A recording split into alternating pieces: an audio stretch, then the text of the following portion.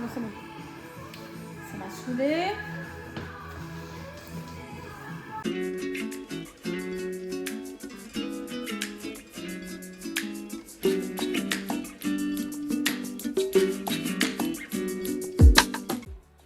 J'ai juré, il faut vraiment que j'arrête de faire mes miniatures avant de faire la vidéo, parce qu'après quand je commence la vidéo, genre j'ai plus d'énergie, je suis déjà drainée de toute mon énergie possible que j'arrive à donner à la caméra, c'est pas possible. Mais en même temps, quand je le fais après, 9 fois sur 10, j'oublie. Donc voilà. Est-ce que vous êtes là pour écouter mes problèmes? Non. Vous êtes ici pour écouter moi-même parler de tous les livres que j'ai lus cet été. Le terme été utilisé de façon très vague. Bref, je vais juste partir de la dernière fois que je vous ai parlé, le dernier livre, jusqu'à là, le dernier livre que j'ai fini. On commence tout de suite avec But the Girl de Jessica Zanmeyu. Pardon, ça se prononce très probablement pas comme ça, mais bref. En gros, ouah, ça fait trop longtemps, attendez, il faut que je me souvienne. Dans celui-ci, on suit la personnage principale qui est étudiante en master. Elle écrit, elle se retrouve à être invitée, comment ça s'appelle, dans une maison, vous savez, où il y a plein d'artistes et ils travaillent ensemble et ils travaillent sur leurs projets et après ils disent où est-ce qu'ils en sont et tout. Et le truc, c'est que cette résidence, elle se passe en Angleterre alors qu'elle, elle vient d'Australie, mais sa famille, elle vient de Malaisie.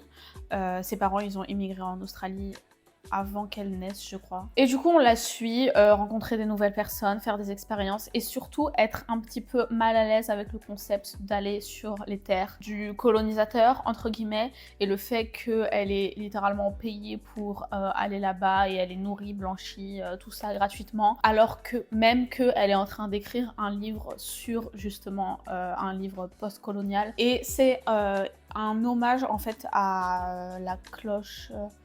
comment on dit, je sais plus c'est quoi le titre français, de Bell Jar de Sylvia Plath. Et c'était trop bien, j'ai souligné plein de passages, j'ai trop aimé. Et vous voyez, c'est le genre de livre que le livre en soi est bien, mais quand vous le lisez, en plus, il vous fait penser et réfléchir à plein d'autres choses. Et le livre devient plus grand que lui-même. Je sais pas si vous voyez ce que je veux dire, mais c'est vraiment la sensation que j'ai eue en le lisant, où genre, je lisais un passage et après je me rendais compte que j'avais arrêté de lire parce que j'étais en train de un peu réfléchir à l'idée et au concept qu'elle était en train de dire, mais appliqué à mes propres expériences et ma propre vie. Et je me rendais compte que ça faisait genre 5 minutes que j'étais en train de regarder la page, mais que juste j'étais en train de réfléchir à... Je lisais plus, quoi. Donc bref, c'était vraiment super et je recommande grandement. Ensuite, j'ai pas lu, mais écouté, enfin, ça faisait très longtemps que j'en avais entendu parler et... je sais pas pourquoi j'ai mis autant de temps à le lire, mais j'ai écouté Word Slut de Amanda Montell, je crois. C'était vraiment trop bien. Trop bien. En gros, pour ceux qui n'en ont jamais entendu parler, Amanda Montell, je crois qu'elle est linguiste. Et dans ce livre-là, elle en a fait plusieurs qui ont tous un peu fait le buzz. Et dans celui-ci, elle étudie différents phénomènes. En fait, un chapitre parle d'un phénomène en particulier, de la langue, forcément, vu que c'est en anglais, c'est très appliqué à la langue anglaise, mais il y a des choses qui peuvent aussi être aussi valable pour les autres langues, mais surtout, je parle super mal et vu que je suis en train de parler du fait de parler, j'ai l'impression que c'est trop méta. Mais attendez, je me stresse toute seule là. Elle parle de... Chaque chapitre, c'est un phénomène différent. Par exemple, il va y avoir un chapitre où elle va parler du fait que les filles, elles sont souvent critiquées dans la façon dont elles parlent parce que justement, elles font trop tu vois, parce que il y a beaucoup d'analystes qui ont dit que c'était un signe de pas avoir confiance en soi. Et elle, du coup, elle l'explique d'une autre façon. Il y a aussi un chapitre sur les voix les plus sexy et les voix les plus insupportables. Genre, elle parle des voix des différentes célébrités. Qu'est-ce qui fait que la voix de Scarlett Johansson, elle est considérée comme sexy, alors que la voix de Hillary Clinton, elle est considérée comme insupportable. Enfin, plein de trucs comme ça. Il y a un chapitre aussi sur les gros mots particulièrement qui mobilisent tout le vocabulaire par rapport aux organes génitaux.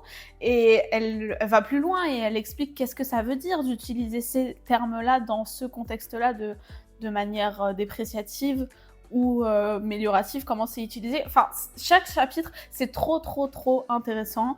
Il y a aussi un chapitre sur les interjections. Vous voyez, quand quelqu'un parle, elle parle du fait que quand c'est une femme qui écoute, elle va avoir tendance à faire beaucoup de ouais, ok, non. Alors qu'un homme, souvent, il dit rien parce que pour un homme, c'est plus considéré comme couper la parole et un manque de respect, alors que pour une femme, c'est vraiment pour montrer qu'on est en écoute active. Et c'est très drôle parce que quand elle racontait ça, ça me faisait trop penser. Quand je monte le podcast, je vois très bien ce phénomène-là où quand Enzo parle, moi, je suis tout le temps en train de faire des et des fois, genre, c'est un peu parasite, j'avoue que je les enlève. Alors que Enzo, quand moi je parle pendant un long moment, lui, il parle pas du tout. Enfin, bref, ça m'a fait penser à ça et je trouvais ça trop intéressant. J'ai parlé un peu trop longtemps et je vous ai un peu dit tout le contenu du livre, mais je vous ai pas dit tout le contenu du livre. Le livre est 100 fois mieux de comment je voulais raconter. Donc si c'est le genre de concept un peu qui vous intéresse, franchement, allez-y parce que c'était trop bien. Et en plus, c'était drôle. La Amanda Montel, elle est vraiment drôle en plus. Ensuite, j'ai lu Fallers de Chloé Delhomme. Je vous en avais déjà parlé quand je vous avais fait un petit book haul.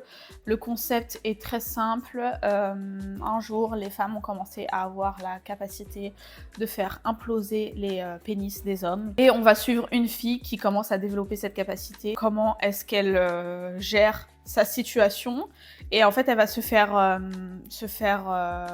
embrigader, c'est pas le mot parce que c'est pas péjoratif, elle va intégrer une communauté de femmes qui ont toutes le même pouvoir qu'elle, et j'avais très peur en vérité que le concept s'arrête là et qu'après on sache pas trop où le faire aller, mais en vrai elle a su quand même, l'autrice, mettre un peu d'enjeu et une petite histoire et tout. Ça reste une petite lecture genre cool, je l'ai lu en une après-midi, c'était grave drôle et puis voilà, pas à prendre plus au sérieux que ça, mais très drôle pour ce que c'était. Ensuite, j'ai lu Cultiver l'appartenance de Bell Hooks. Ça faisait super longtemps que je voulais le lire. Et je dois avouer que ce n'est pas exactement ce à quoi je m'attendais. Parce qu'en fait, avec le titre et ce que j'avais lu, je pensais que quand on parlait de cultiver l'appartenance, elle allait plus s'attarder sur le concept de communauté, au sens de les gens, les êtres humains, mais en fait, c'était plus cultiver l'appartenance au sol et à la terre et à un lieu. Donc j'ai eu un petit moment d'adaptation où c'était pas exactement ce que j'étais venue chercher, mais c'est pas pour autant que j'ai été déçue et que c'était pas bien quand même. C'est un recueil de plusieurs essais qu'elle a fait à différents moments, donc il y a certains essais qui se ressemblent un petit peu, des passages qui sont assez similaires, mais elle prévient en fait au début. Donc je savais dans quoi je m'embarquais plus ou moins dès le début. Et c'était trop bien, j'aime trop Bell Hooks, j'aime trop sa voix, j'aime trop les réflexions qu'elle a sur des choses qui peuvent paraître anodines. Il y a tout un chapitre sur les porches des maisons et qu'est-ce que ce lieu représente pour une famille et pour un quartier et pour une communauté, et c'était mon essai préféré.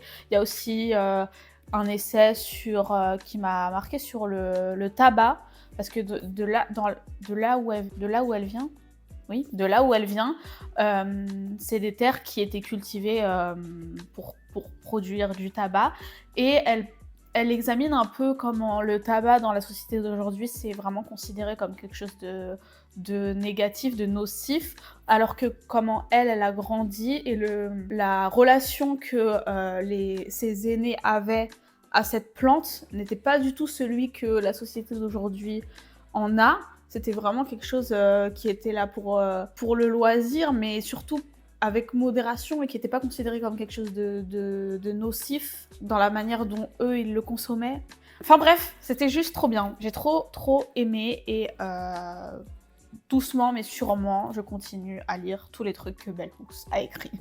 Donc je recommande grandement. Ensuite, je vais en parler en même temps, parce que depuis tout à l'heure je fais par ordre chronologique, mais en vacances du coup j'ai avancé et j'ai lu le tome 2 et 3 de L'Amie prodigieuse. À l'heure où je vous parle, j'ai toujours pas terminé le 4. C'est pas du tout la faute du livre, c'est juste qu'en ce moment j'ai un peu de mal à lire quoi que ce soit.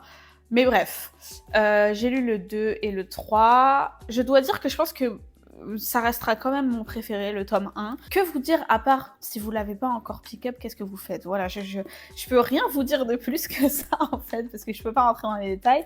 J'ai l'impression que je me répète dans toutes les vidéos où je vous en parle. Mais j'ai trop hâte de le terminer, quand même, le 4e tome. Pour ensuite, c'est un genre de livre qui se relit. Vous voyez ce que je veux dire? Je m'avance peut-être un peu, vu que j'ai pas encore terminé le 4, mais voilà. Une dernière fois, si vous n'avez pas encore commencé, qu'est-ce que vous attendez? Ensuite, celui-ci, je ne l'ai pas avec moi parce que je l'ai déjà vendu sur Vinted. C'est, j'ai lu L'invité de Emma Cline. Je n'ai pas du tout aimé. C'était une petite histoire courte, facile à lire, mais je trouve qu'elle m'a absolument rien apporté. La personnage principale, elle a la vingtaine et elle est un peu paumée dans la vie. Elle n'a pas de travail et elle vit au crochet de qui elle arrive à accrocher, entre guillemets. Et c'est le genre de lecture qui me met mal à l'aise, où tu vois juste que la personnage principale, elle a un problème, mais je trouve que ça... Enfin, moi, j'en suis ressortie avec rien. Encore une fois, Enzo, il était en mode « Ah, mais c'est trop drôle, elle est trop folle, elle fait n'importe quoi et tout. » Mais moi, j'arrive pas trop à rire de ça. Je suis juste en mode « Tu me fais de la peine, get some help. » Genre, j'arrive pas à rire de tout ça. Ça m'a pas entertain plus que ça. Et je comprends que ça se voulait un tableau et un regard critique de la société américaine qui produit ce genre de comportement et ce genre de trajectoire de vie, entre guillemets. Mais il y a d'autres manières de le faire, et celle-ci, j'aime pas. Voilà. Donc moi, personnellement, je recommande pas, même si je vois quand même qu'il y a un attrait, apparemment, mais je comprends pas trop, honnêtement. Voilà, j'en dirai pas plus. Ensuite, pendant que j'étais encore en vacances aussi, j'en avais un peu parlé dans mon vlog, j'ai lu Maintenant et à l'heure de notre mort de Susana Moreira Marquez. C'est très niche, honnêtement. Je l'ai pick up dans la librairie portugaise et brésilienne à Paris dans le 5e, parce que ça se passe dans la région d'où vient ma famille. On suit, c'est un témoignage, enfin un témoignage, oui, entre guillemets, un témoignage et des portraits d'une dame qui est partie dans cette région du nord du Portugal pour suivre des malades en soins palliatifs pendant leur fin de vie. Et du coup, on suit les réflexions de cette dame-là et après les portraits de certaines des personnes qu'elle a suivies et de leur famille.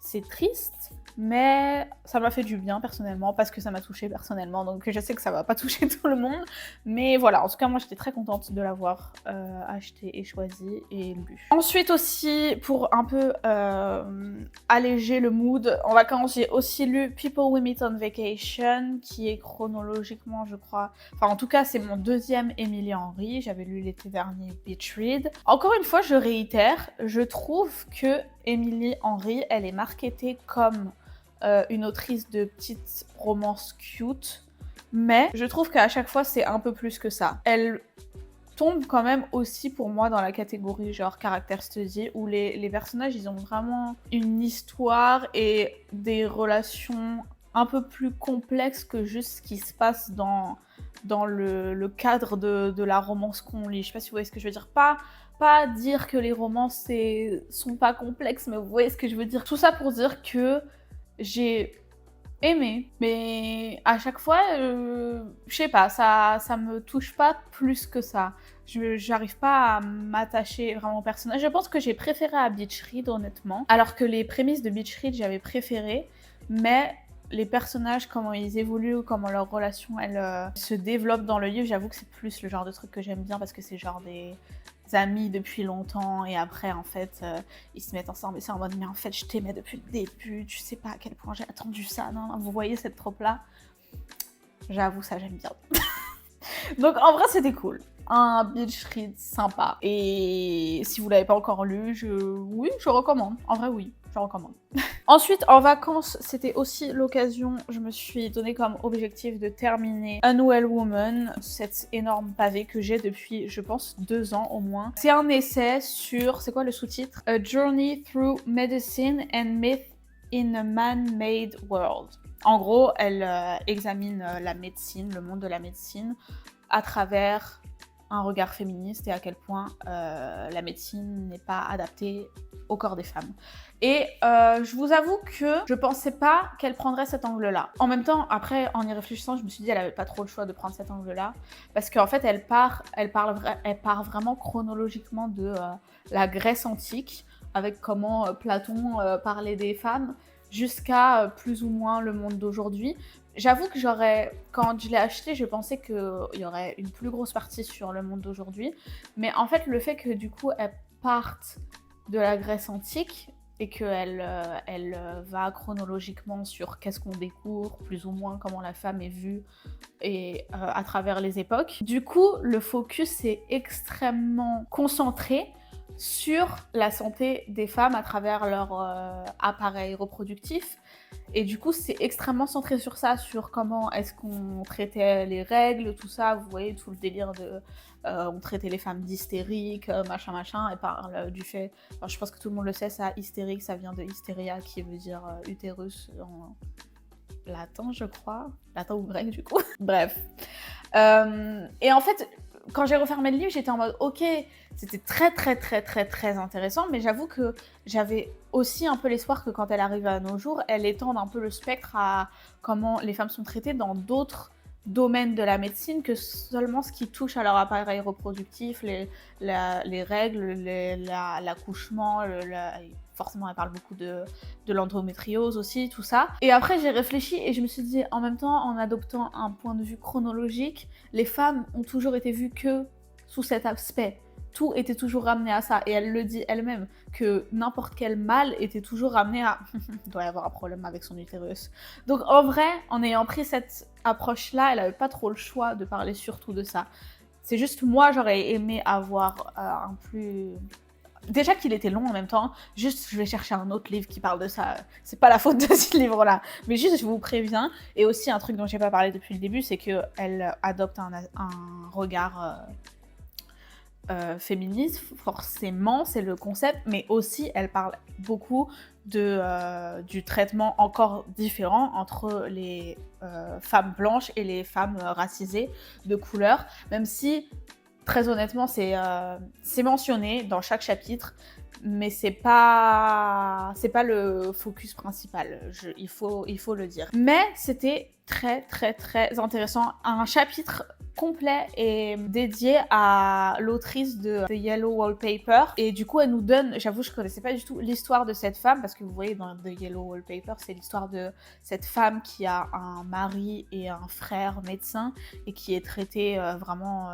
elle est un peu gaslight à penser qu'elle est folle, et du coup, elle reste dans sa chambre toute seule, et ça la rend juste encore plus folle. Enfin bref, si vous avez jamais lu The Yellow Wallpaper, il faut le lire, ça fait 30 pages, c'est un classique. Et du coup, elle parle de cette autrice qui forcément s'est inspirée de sa vie et de son traitement, et elle explique comment elle en est arrivée à écrire ce livre. Et c'était trop bien. C'était trop bien. Je pense pas qu'il a été traduit en français, mais si vous lisez en anglais, franchement, je vous recommande grandement. Et j'ai aussi lu La chambre de Giovanni de James Baldwin. Et c'était bien. Genre, j'avoue que j'ai été agréablement surprise. J'avais un peu peur parce que je savais pas à quoi m'attendre. C'est la première fois que je lisais du James Baldwin et je pensais que ce serait la plume, l'écriture serait plus dure que ça, mais au final, ça se lit tout seul, franchement. Et c'est pas pour dire que la plume est simple, c'est aussi très beau et on voit qu'il y a de l'intention qui est mis à ça aussi. En fait, ça m'a un peu fait penser, ça me donnait un peu la même vibe que j'ai oublié le titre. Le portrait de Dorian Gray. Ça m'a donné vraiment exactement la même vibe. Si vous aimez bien le portrait de Dorian Gray, c'est dans le même mood, je trouve. En gros, pour ceux qui connaissent pas, on suit le personnage principal qui est un jeune américain qui s'est installé à Paris et qui entretient une relation un peu on et off avec une autre américaine qui elle est aussi à Paris, mais après elle part en Espagne. Donc pendant toute la durée du livre, en fait, elle est pas quasi, elle est absente, en fait, elle est partie en Espagne, et lui, on le suit faire des rencontres et nouer des relations avec des hommes, et surtout tout le monde de la communauté gay de Paris. Et on le suit faire des découvertes sur lui-même et lier une relation avec Giovanni. Et voilà, j'en dirai pas plus. C'était trop bien, j'ai beaucoup aimé. Et je pense que c'est un classique moderne à lire. Donc si vous l'avez pas encore lu, je pense que maybe c'est le moment. Ensuite, en septembre, début septembre, j'ai aussi lu, je l'ai pas avec moi parce que je l'ai prêté, et j'en parle dans le dernier épisode du podcast qui sort, si tout va bien, si j'arrive à m'organiser correctement en même temps que cette vidéo. J'ai lu De Grandes Dents de Lucille Nova. L'autrice, c'est une amie d'une de mes collègues, et quand elle a commencé à en parler et qu'elle m'a expliqué de quoi ça parlait, je m'étais dit, je suis contente pour pour ton amie, mais je ne pense pas que je le lirai parce que voilà, il y a des livres dont je préfère me préserver. Mais j'avoue, le concept m'a un peu intriguée. Du coup, j'ai été quand même lire la 4e de couverture, et après j'ai lu les 15 premières pages, et après j'étais hooked, et j'ai été au bout, et j'étais en mode, cette femme est un génie, je suis dorénavant sa fan numéro 1, et je lirai tout ce qu'elle lirait. Donc voilà, ça, tout ce qu'elle écrira.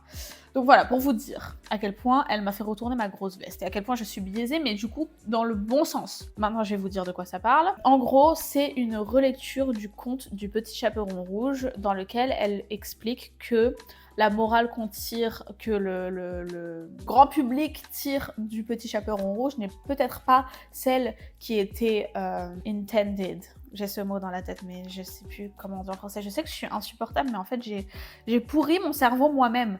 Ce n'était pas la morale... Bon, je vais laisser tomber avec cette tournure de phrase, parce que j'arrive vraiment pas à m'exprimer. L'écriture, surtout, c'est ça qui m'a vraiment accrochée. Je pense que vous l'avez compris depuis le début, moi ce que j'aime bien quand je lis des non-fictions, c'est que l'auteur vienne au lecteur et reste pas sur ses grands chevaux à utiliser des termes très pompeux pour montrer qu'il s'y connaît et il est légitime de parler de ce sujet. C'est peut-être un complexe d'infériorité, ou c'est peut-être aussi parce que juste je suis pas assez intelligente, et en vrai c'est juste le concept de la vulgarisation. Je sais pas si ça rentre dans le genre de vulgarisation, mais en fait j'ai trop aimé la façon dont elle parle, et ça m'a fait plaisir et c'était rafraîchissant, et je me disais waouh, genre trop hâte que plus de gens de plus ou moins notre génération écrivent des livres et normalisent ça en fait. Encore une fois, je l'ai dit aussi dans le podcast, si vous trouvez ça insupportable la manière dont on parle dans le podcast, qu'on met des anglicismes tous les 2 secondes, peut-être que ce sera pas pour vous. Je sais que ça plaira pas à tout le monde, et si vous êtes très traditionnaliste, peut-être n'y allez pas, mais je pense que si vous m'aimez bien, vous aimerez bien ce livre. C'est un gros stretch de m'associer à ce point à ce livre, mais c'était trop bien en fait. Et comme je le disais, du coup, chaque chapitre avance et s'arrête à des éléments très précis de l'histoire, et vraiment le décortique de façon très rigoureuse, sans que les chapitres... vraiment, je vous dis, c'est très facile à lire, les chapitres sont courts, ça se lit tout seul, et le ton, du coup... Parce que, attendez, depuis tout à l'heure, au final, je vous ai même pas dit... C'est une relecture du conte du Petit Chaperon Rouge, où elle nous explique que, en gros, c'est une histoire qui parle d'inceste. Et le loup, c'est peut-être pas qui on pense que c'est. Peut-être que la grand-mère, elle est pas si innocente dans l'histoire, pour vraiment simplifier à mort ce qui est dit dans l'histoire. Donc si c'est un concept qui pique votre curiosité aussi comme moi, franchement je vous recommande de ouf. Et encore une fois, je le redis, à surveiller, je lirai tout ce que cette personne écrit par la suite. Voilà. Et enfin, le dernier livre que j'ai fini à ce jour, c'est Annie Bot de Sierra Greer. Je l'avais vu dans les vous savez, sur Goodreads, les recommandations en mode la rédaction vous conseille, vous voyez cette partie de Goodreads, des fois j'y vais, et j'avais vu celui-ci, j'avais lu le synopsis et j'étais en mode MDR, ça a l'air drôle, enfin drôle, ça a l'air intéressant, et donc il y a quelques jours je l'ai mis sur ma liseuse et je l'ai lu littéralement en 2 jours. En même temps, il est assez court, encore une fois. Ça se lit tout seul. En gros, l'histoire, c'est qu'on suit la personnage principale qui est un robot, une intelligence artificielle, dont le propriétaire se sert comme de sa petite amie officiellement, on va dire. Et on la suit. essayer d'être la meilleure petite amie possible, mais petit à petit commencer à se poser des questions sur son statut et sur la manière dont elle est traitée. Et quand je vous dis ce livre, il m'a donné en même temps envie de pleurer et de mettre un point dans le mur. Enfin, c'était vraiment très bien fait. C'était court et c'était concis, mais en même temps, c'était très riche. Et quand je lisais, je me rendais vraiment compte que l'autrice, elle avait mis beaucoup d'attention dans toutes les interactions et dans toutes les phrases qui sont dites, dans tous les mots qui sont choisis. Il y a tellement plus qui est dit que juste ce qui est dit, dans la manière dont par exemple le propriétaire parle à son robot. On voit comment il la traite en fait, comment il parle d'elle, comment il la considère, où il est en mode « Ah, t'es trop ma chérie, je t'aime, t'es ma petite amie », mais en même temps, tu sens bien qu'il sait que c'est pas une vraie meuf et que du coup, d'un côté, il a un peu honte d'être dans cette situation, il a pas envie que les autres le sachent, et du coup il la prend de haut, mais il la gaslight à penser que genre « Ah, t'es trop intelligente, t'es un robot, t'es bien plus intelligente que moi. » Et encore une fois, je vais redire la même chose, mais c'est le genre de livre où quand les concepts sont très, très forts comme ça, qu'il y a vraiment un plot de base très précis, bien défini, j'ai toujours peur qu'après l'histoire elle sache pas où aller, mais encore une fois, là, comment ça s'est terminé, ça m'a très donné envie d'avoir une suite, même si je pense qu'il y a 9 chances sur 10 qu'il n'y en ait jamais, mais j'ai bien aimé comment ça s'est bouclé et comment le livre s'est terminé et on n'est pas en mode ouais, ok, et du coup, on est vraiment en mode ouais, on est parti d'un point A et on est vraiment arrivé à un point B, il y a eu une évolution, il y a eu un changement dans la situation, et j'avoue, j'aurais bien aimé qu'on me donne le point C ensuite, mais ça c'est une autre histoire.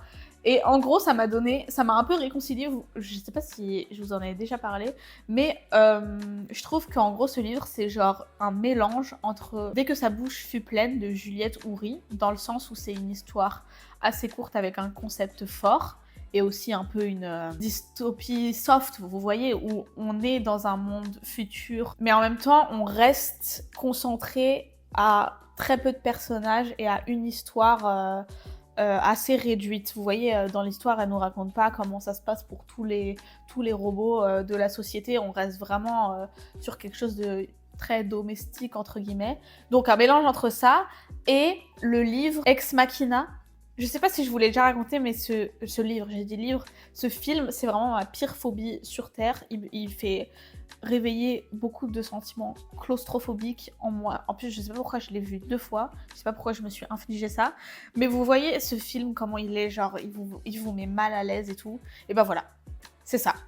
Mais en plus, avec un regard féministe, forcément. Donc voilà, je sais pas, j'ai parlé pendant 12 000 ans là. J'espère que ça vous a plu et que vous avez peut-être pris au moins 1 ou 2 recommandations de toutes ces lectures. Et moi, je vous dis à dans 2 semaines.